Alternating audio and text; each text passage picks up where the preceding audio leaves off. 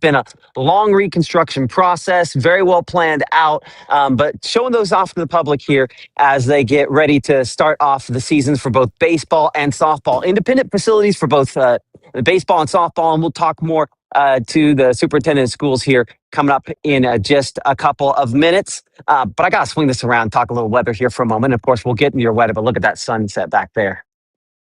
Isn't that spectacular? Beautiful evening already taking shape out there. And so as we look at your forecast again over the course of the next few little bit here, we're going to look exclusively at Storm Finder, looking toward the weekend forecast, and in particular whether or not we're going to again have some stronger thunderstorms that could move into the area. Not an impossibility, but we're hoping to be more the exception to the rule. We'll also look at triple threat. I think Storm Finder, again, one of the things we use to kind of hone in on whether or not storms are even possible.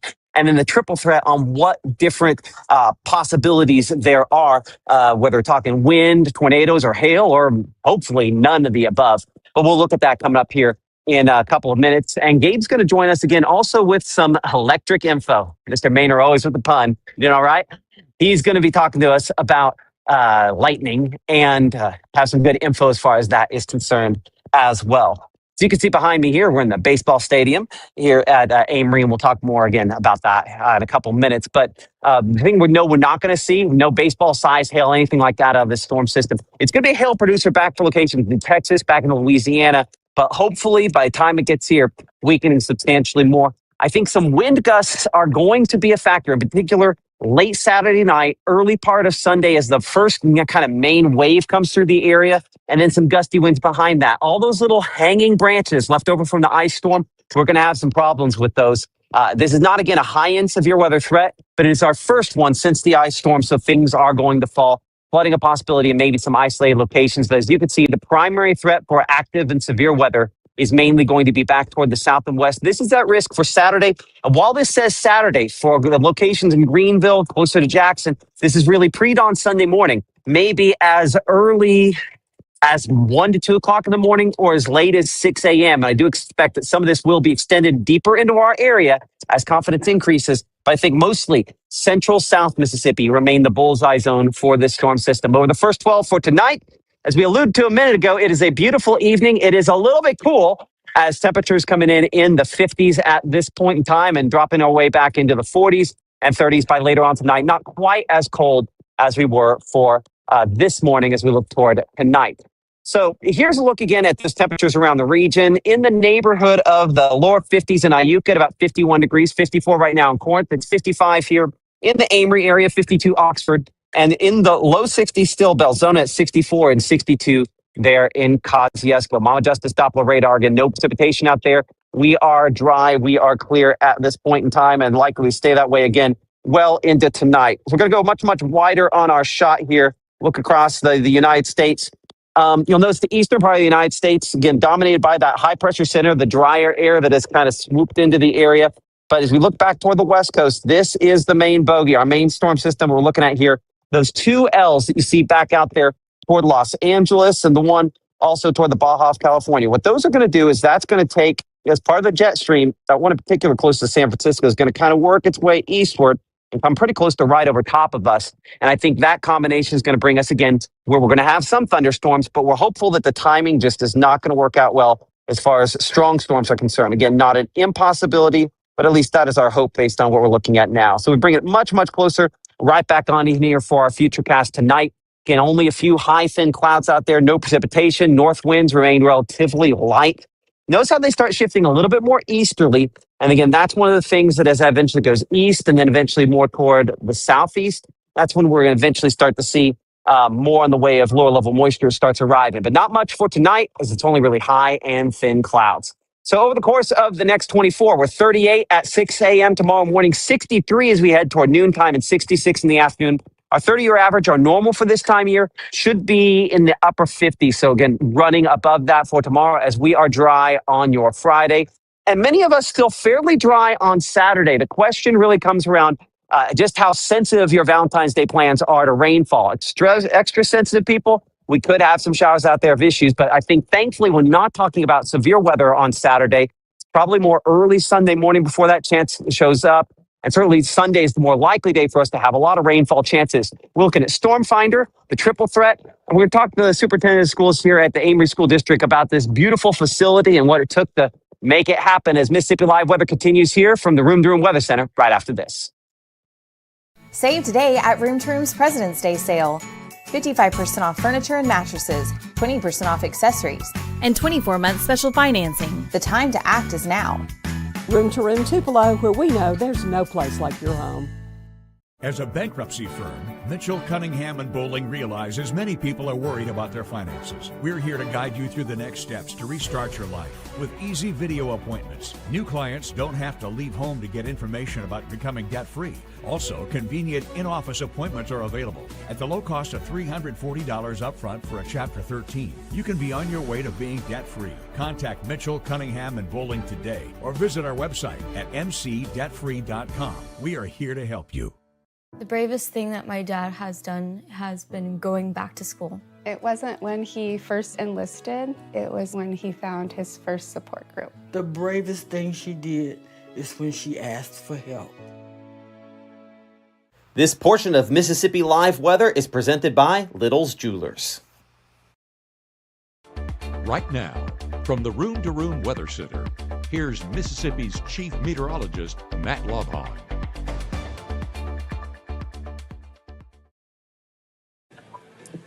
Well, we are live here in Amory this evening. I want to bring in Brian Jones, the superintendent of schools here at Amory School District. And man, this facility rivals some of the, is better than some of the community colleges we have, it's incredible. It's incredible. Incredible is all I can say. We're so proud of this. This community came together. It's been 2.5 years since we've played ball here, and we're so happy to get a game Monday night. So excited, Yeah, absolutely. And I had to come off of my earpieces, so I apologize if there's a little extra music there in the background as well. I think one of the things that's so impressive about this, in my opinion, is you have the completely separate facilities for the boys and girls, for softball and baseball. We're talking just the weight room for any individual sport would be incredible, but for softball and baseball, they each have their own independent weight rooms. It's just, to me, one of the safety shows how well thought out this was. Yeah, we had a lot of planning going on, and we used to, our softball and baseball used to be together in the weight room. It was so hard trying to get them time-wise. So we thought, if we're going to rebuild this, let's rebuild it the right way. Let's get them both their own weight room. So we're excited about that. So what are you most proud of? That it's finally done. It's been a lot of long hours and hard work and going back to the drawing table and trying to look for the future when we built this, because we hope this to be here forever, and it's just excited it's done. Yeah. Hey, I appreciate you so much for talking with us. Thank you. That's beautiful, beautiful feeling, and thank you for inviting us. Yes, sir. Thank you. Thank y'all. Okay. Hey, Gabe, I'm sending it back to you. We're going to go, I think, hopefully down there and take a look on the field the next block. But obviously, watching storm chances over the course of this upcoming weekend, I know that's one of the things you're focused on here in the Room to Room Weather Center. In particular, that storm finder and triple threat to kind of assess whether or not these storms are looking at strong.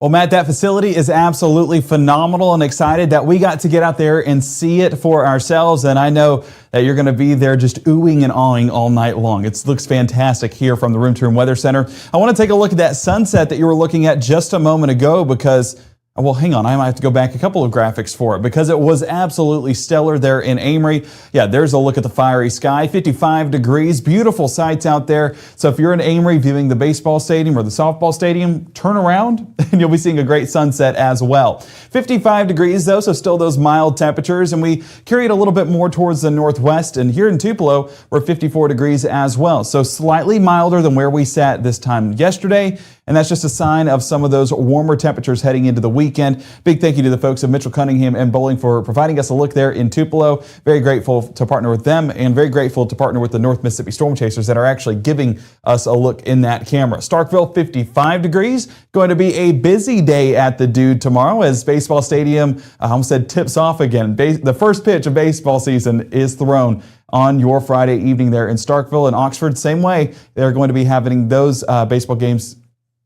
I'm going to say tip off so many times. I'm sorry, I'm still in basketball mode. throw that first pitch at 4 p.m. on your Friday. If we look at our Mama Justice Doppler radar, not tracking anything as of now, just going to be those dry conditions overhead. But if we expand things out, we can see more of that system starting to develop out there towards the southwest part of the United States. Primarily just some scattered rainfall, but becoming more impressive as we get over the next 24 hours and into our Friday. That's why the folks at the Storm Prediction Center did put this level 1 threat out there for parts of Lubbock, Odessa, Abilene, and around Oklahoma City, Oklahoma. Now, this threat primarily going to be for some of those large hailstones. That's not going to be our story as it moves into North Mississippi. Not saying hail's impossible, but out west, Matt has talked about it. You know, his time in Lubbock, it's been more hail than anything whenever that severe weather threat rolls in, especially that's similar to a pattern that we're going to have this weekend. As we move more into Saturday, that system gradually works its way east. And what you're taking a look at here is that level 1 threat carrying over towards southern Arkansas, Louisiana, and southwest Mississippi.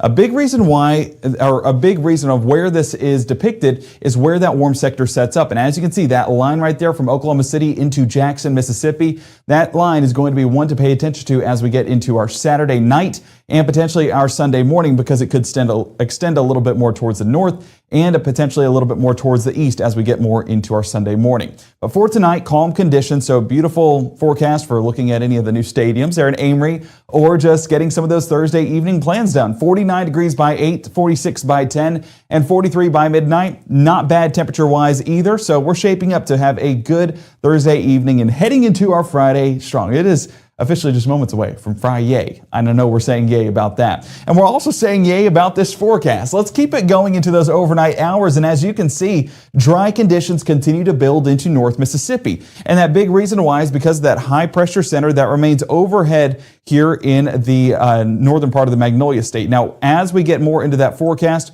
we will gradually see, and I'm just navigating some things behind the scenes here real quick. We will gradually see those winds shift from a northerly flow into an easterly flow, and that easterly flow is what's allowing that pattern shift here in North Mississippi. And as that shift happens, temperatures will gradually warm up and that moisture will resupply itself into the North Mississippi area. So while I try and get this up, let me make sure that we can get this behind the scenes. I might have just disconnected from this. Hang on one second. Let me make sure behind the scenes what's going on. But yeah, so futurecast into those overnight hours.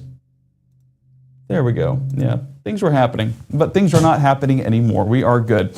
Okay, into those overnight hours. Here's a look at those winds primarily going to be out of the east and allowing us to get those dry conditions once again. But this is what's providing us a little bit of a subtle change in our temperature forecast, and that's going to really play a big part in our Friday morning and Friday afternoon temperatures as well. Low temperatures 38 New Albany, Tupelo 39 there in Amory, 38 Starkville, and same thing out there towards Oxford. So a cold start to the day, but luckily once that first pitch is thrown, our temperatures are going to be much better. But our school day forecast is enough to have a jacket heading out the door in those early hours, as we are 39 degrees, but by lunch, upper 50s, might be able to shed that extra layer, and we're going to be enjoying warmer conditions by the afternoon with 65 degrees as our high temperature. Sunshine should be abundant all day long, so no notes with this forecast. It's shaping up to be a great end to the work week. Now, one note that we were talking about all week long is the potential for maybe some moisture working its way into North Mississippi on your Friday.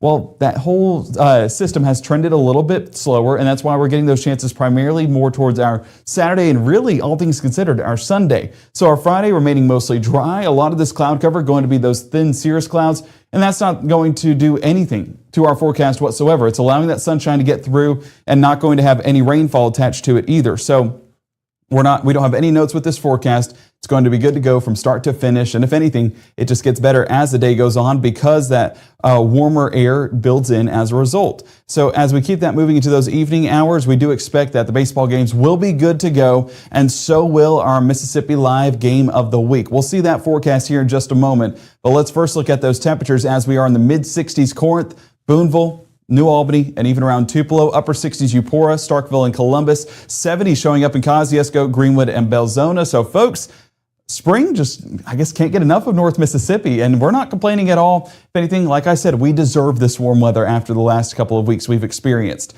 Our game of the week is going to be in Ellistown. I know my family, they are urchins, so excited to get out there and see some family and friends out there in Union County. That tip-off going to be 55 degrees, 52 by halftime, and 50 around that final buzzer, so a very mild pattern, and we are expecting it to remain dry throughout the duration of the game. So if you're inside at the basketball game or outside at the baseball games, you're shaping up to have a good forecast. Now you might be wondering, Gabe, why are there no teams on the screen? They're playing right now, and whoever wins those games tonight is who will play in our game of the week tomorrow. So that's why you need to pay attention to the socials, and we will get those votes up as soon as possible so you guys can make your votes and make your nominations for who you want as our Spirit Squad of the week and our fan section of the week.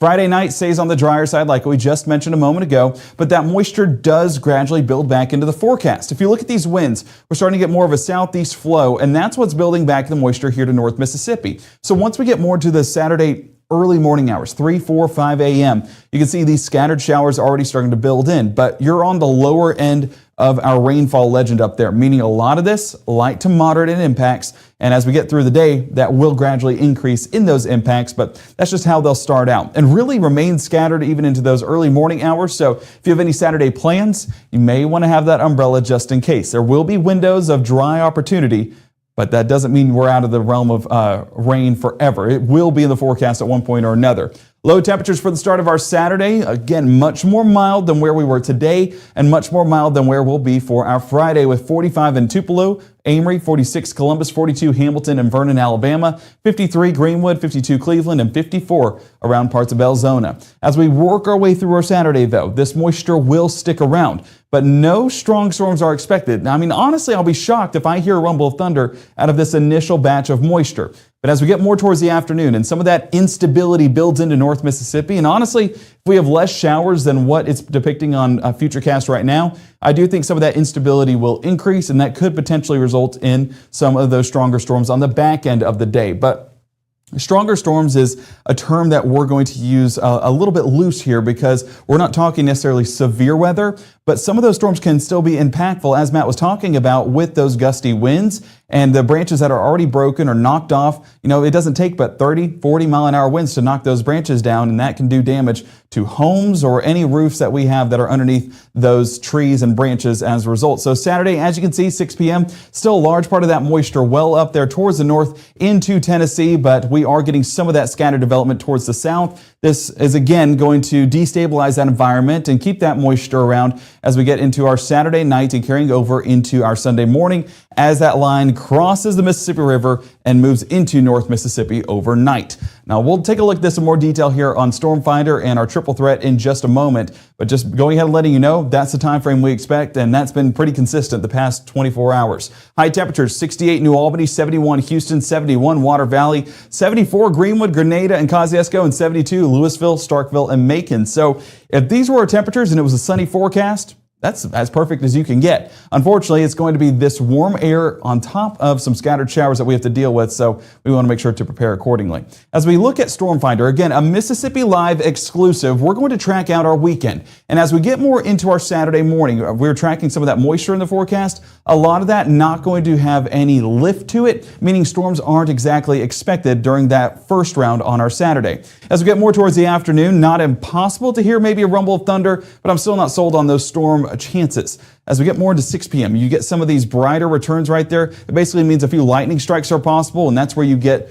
that storm potential as well. We also have that little bit of a purple hue out there towards the Mississippi River. So while it is low, it is still possible for some of that thunderstorm activity to build into North Mississippi. By midnight, there you're getting that line crossing the river. And again, those yellows are indicative of that lift in the atmosphere and allowing for these thunderstorms to mature in a little bit more detail. And that's where we cross the river and not going to be surprised at all to hear a few rumbles of thunder. By 3 a.m., right over the top of I-55 and working its way east as we go over those overnight hours. By 6 a.m., though, look at the difference between what it was at 3 a.m. We were talking about some of those yellows and oranges popping up.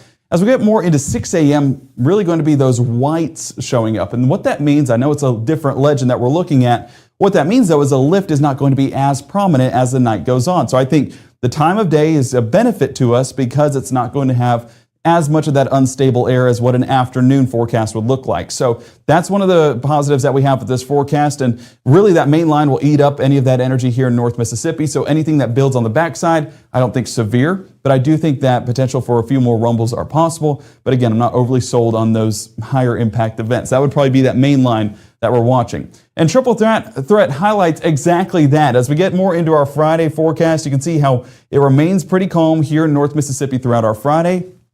And as we work our way into our Saturday morning, there's a little bit of showers that are working their way through North Mississippi. Don't have any rotation, don't have any wind, and don't have any hail. So we're not worried about anything whenever it comes to our triple threat on our Saturday morning. As we get more towards the afternoon, again, not going to be tracking much of anything for at least the start of the afternoon. And a large part of that thunderstorm activity primarily going to be up there across the Tennessee state line, building more towards the Jackson, Tennessee area. Then we get into our forecast, and that's going to be Sunday night into our Sunday morning, and that's going to be midnight. You do get some of these rotation tracks, but reason why I'm not overly concerned about this is because, if anything, I think small hail could be a producer with this, but in regards to tornadic development, this isn't exactly the system that we'd see with that. I would expect that to remain further towards our south, along with those more significant impacts from these storms. So that level 1 threat that's in place right now, I do expect that to encompass a large portion of central and south Mississippi. North Mississippi still has some questions because, again, if you're looking at our triple threat, we only have a few of those stripes out there, those helicity strikes out there towards the delta, and that's it. And those helicity strikes are not overly impressive compared to what they're seeing out in Texas. And if we do get anything, it could be penny-sized hail, nickel-sized hail at most. And as that second round works its way through Sunday night into our Monday morning, again, a few rumbles possible, but no severe weather is expected. So that's a positive with this forecast. And again, one we'll definitely take as we get into this extended pattern. So next 7 days, it's going to be a stormy weekend, but those storm chances have been pushed more towards Sunday, as we can see that 30 to 70% distribution throughout the entirety of our weekend. Once those clear out, Monday throughout the week is looking much drier.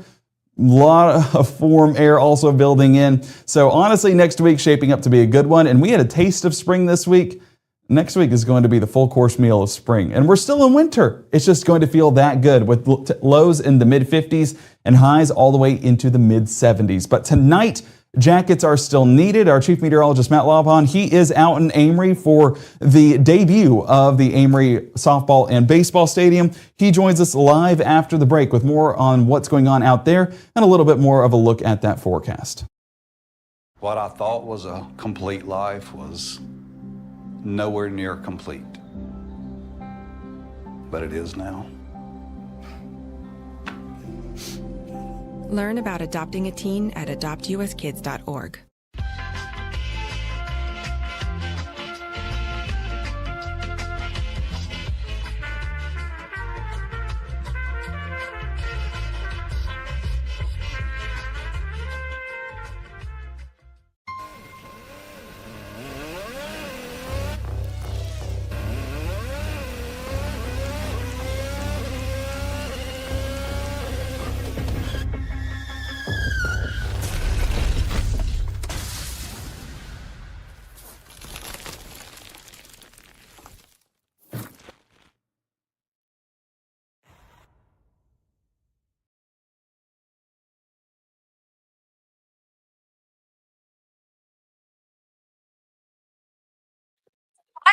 Well, we've made it down on the field here at Amory. Again, the new facility is opening to the public today for both baseball and softball.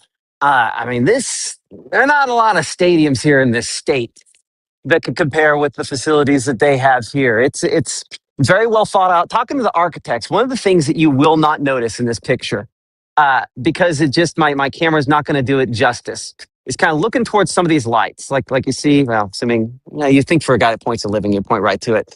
It just kind of looks like a blob there. But in person, I'll have to take a picture and see if we can get it. Specifically, they had to take some batting practice earlier this week to tune the lights so that they're intentionally directed a certain way so that they're out of the line of sight of people actually on the field. The fact that there's that kind of ability on this is just incredible. I got to show you here again, completely separate facilities for both the softball and baseball. And just check out this indoor workout facility here.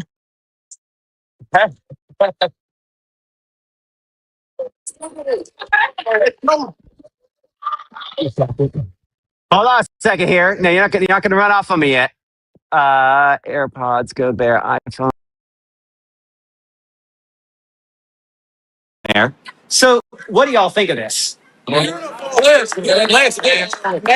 mean, this is the fact that this is just y'all's, Yes, right? sir. Yes, sir. It's like this entire weight facility is just for baseball. Yes, sir. Yeah. Is that mind blowing? Amazing. It's just absolutely out of this world. So, I mean, what is your favorite? I mean, you haven't played game here yet. You've done a little bit of practice. What's the thing you're most excited about? Honestly, the weight room, just getting in there, gaining weight, you know what I'm saying? Iron with the boys.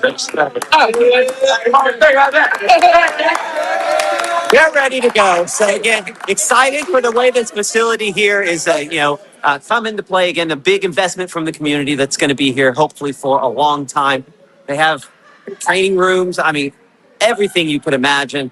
Obviously, the 2023 tornado was awful in so many ways, and people still recovering. But it's just so exciting to see the way that, at least in the case of this facility, the softball facility and the football field, things start feeling a lot more like normal and certainly are pretty awesome. Anyway, Gabe, I'm going to send it back to you again. I talked about lighting here. You're talking about lightning on this Severe Weather Awareness Week, right? Exactly. Matt, love the segue there. Lighting to lightning. And yes, an electric stadium out there in Amory. And that's exactly what we're talking about today here in the Room to Room Weather Center is the electric part of the forecast. Not necessarily a severe element, but still an impactful element. It takes nearly 20 lives nationwide, and that is lightning. And strikes happen, a lot of them, millions across the United States each year. And it happens exactly like this. Setup, warm air rising, producing the storm clouds. We need storms in order for lightning to take place. It has to have that source, right? Well, that's what's potentially happening this weekend as that line works its way on through. And as it does produce those storm clouds, it then starts to have those ice particles and water droplets colliding inside the cloud. That, of course, creates a little bit of that electricity, and we get those positive and negatively charged not ions. Oh man, my wife is going to be upset with me if I don't get this. But basically these positive and negatively electrically charged particles, and these basically are going to be all throughout the cloud. But whenever this happens, they start to basically divide. We get the positive charged particles up on the top end of the cloud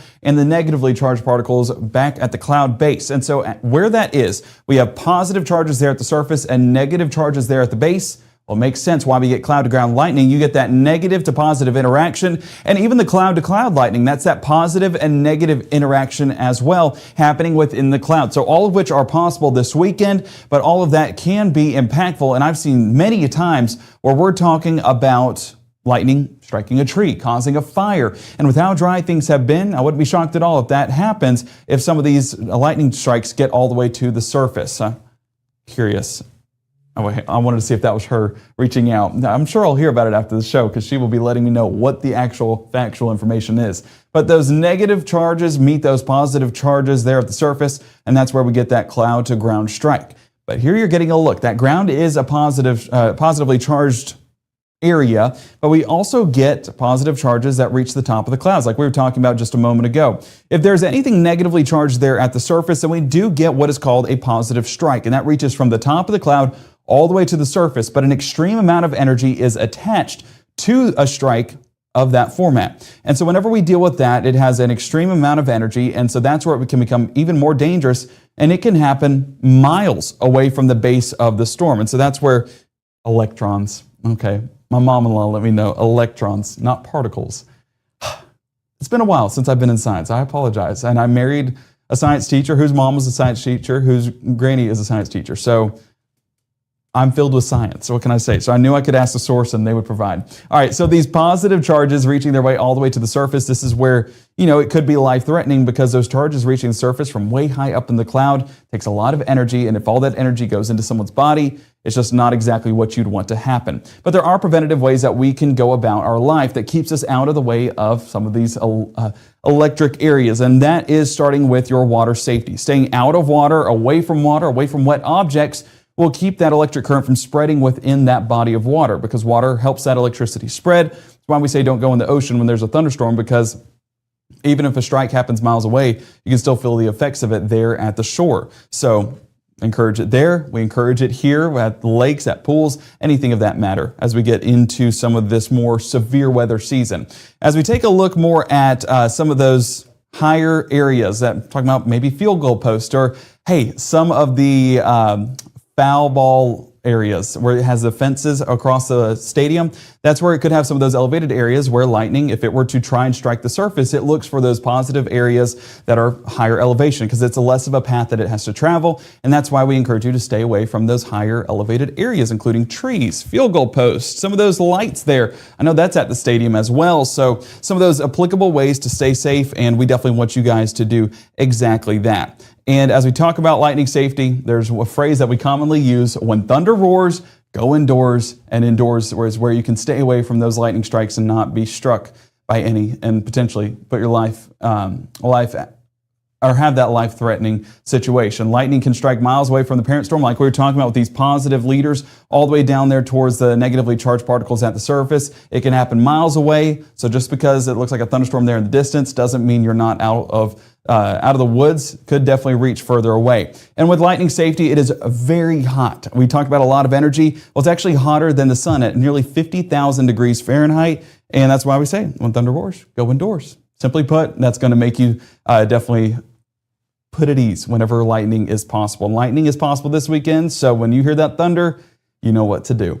All right, where lightning is not exactly welcome, baseball. And we do have our baseball forecast this weekend. Ole Miss taking on Nevada this weekend. Looking like a better forecast for Friday. So we are excited to get out there and see the Ole Miss Rebels start their baseball season. Our meteorologist Maggie McCauley will be at the game live in the stadium, telling us a little bit about, the energy there at the stadium, a little bit about the forecast as well. So excited to get some of the Mississippi Live spread out across the North Mississippi area. And for opening weekend of baseball, what better weekend to do it? And as we take a look there at State will be hosting Hofstra. And again, Friday's forecast, not looking too shabby. Our meteorologist Caleb Edelblut will be there as well, telling us the latest on the Diamond Dogs and how they're looking to go about this season, but also giving us a little bit of the forecast and the energy inside the stadium. Rainfall is possible Saturday and Sunday for both of these locations, so prepare accordingly. I want you guys to stay dry, but you will definitely be staying warm with temperatures in the low 70s. And a big thank you to the folks there at Carl Hogan for providing us a look at the forecast as we go about the opening weekend of college baseball. So excited to bring that to you guys. That'll be happening Friday evening, doing a little bit of those live shots. And we'll have full team coverage, so everyone on board as we get these baseball games going. And yes, Matt or I, probably me, on Friday night will be at our high school game of the week. And a big breakthrough of what happened on the high school game of the week. There's a team. That's right. The Myrtle girls are advancing to the next round. I believe it is the division. Oh, Ethan, I need your help on this. The Division 2A District 2 Championship. And that is either going to be between Bruce or East Union. Bruce and East Union playing tonight, and whoever wins out of that will be the one playing Myrtle. But we do have one team officially in that matchup. And a big thank you to the folks at Casey Lott for providing us this forecast and all of those highlights that will be able to be viewed at 10 p.m. on your Friday night. Our Ethan Foster joining us. He's going to be having a little bit of that highlight on that matchup as both teams looking to continue their postseason success, and also giving us those highlights, everything you need to see at 10 o'clock that night. So Fridays. Gotta love it, right? End of the week, ending on a high note, and we're doing exactly that here at Mississippi Live. So we hope that you're going to be there to join us. And the best way to do so is going ahead and having that Mississippi Live weather app, free and available on iOS and Android. And it also has our live shows, and I've been talking about them all night long. We have one at 10 o'clock tonight, previewing what's ahead for our Friday. But then Maggie will join you guys bright and early, 6:30, 7, and 7:30. And me, Maggie, Caleb, and Matt and Ethan will all be live on your Friday evening at 5, 6, and 10 with full team coverage from all the sporting events across North Mississippi. You do not want to miss it. We're excited to bring that to you, and we'll keep you updated ahead of time of who that matchup will be for our high school game of the week. Nonetheless, go ahead and download that app. We'll keep you all in the know. We thank you guys for joining us tonight. We hope you guys do enjoy the dry and mild forecast. Go ahead and get those Thursday plans done and get ready for a fantastic Friday ahead.